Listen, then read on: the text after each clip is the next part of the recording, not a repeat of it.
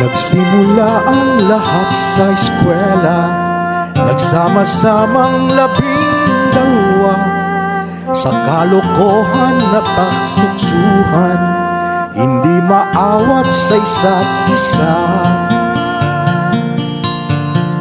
Madalas ang standby sa cafeteria, isang barkada na kay saya. Laging may hawak-hawak na gitara, konting udyok lang magkakanta na. Kay simple lamang ng buhay nun, walang mabibigat na suliranin. Problema lamang laging kulang ang datong.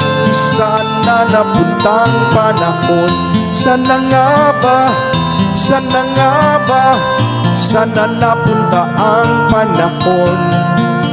Sana nga ba, sana nga ba, sana napunta ang panahon. Sa unang ligaw kayo'y magkasama, magkasabwat sa pambobola. Walang sikreto kayong tinatago, o kay sarap ng samahang barkada. Nagkawatakan na sa kolehiyo, kanya-kanya na ang lakaran. Kahit minsan na lang kung magkita, pagkakaibigay hindi nawala.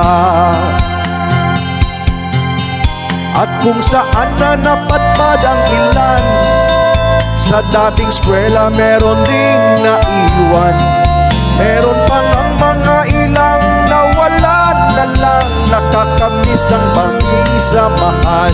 Sana nga ba, sana nga ba, sana nga bang barkada ngayon?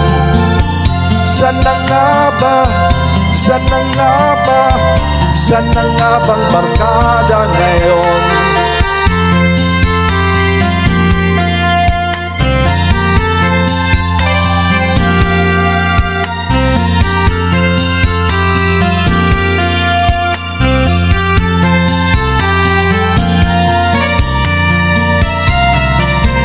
Ilang taon din ang nakalipas, bawat isa sa may tatay na nagsusumikap upang yumaman at guminhawang kinabukasan.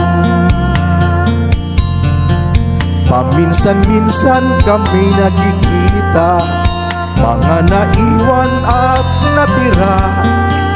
At gaya nung araw namin sa eskwela, pag magkasama nagwawala.